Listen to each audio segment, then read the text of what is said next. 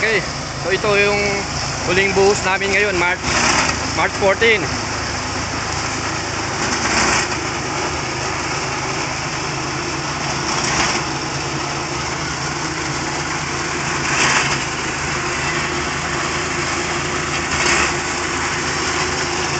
ang unang nabuhusan namin doon. Yan, para sa retaining wall. Kanina umaga yan. Ngayon, ito yung uli sa hapon. Ito. So bukas, bubuhos rin pero sa mga poste.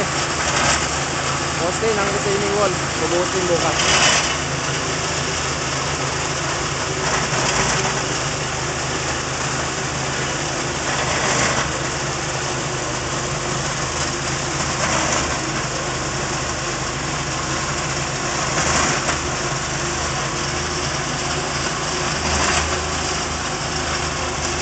So ito yung site, no?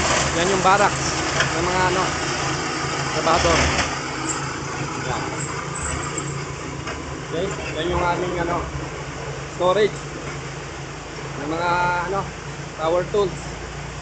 Ito rin yung shade ano natin sa mga semento. So marami pang buhangin, no? Okay.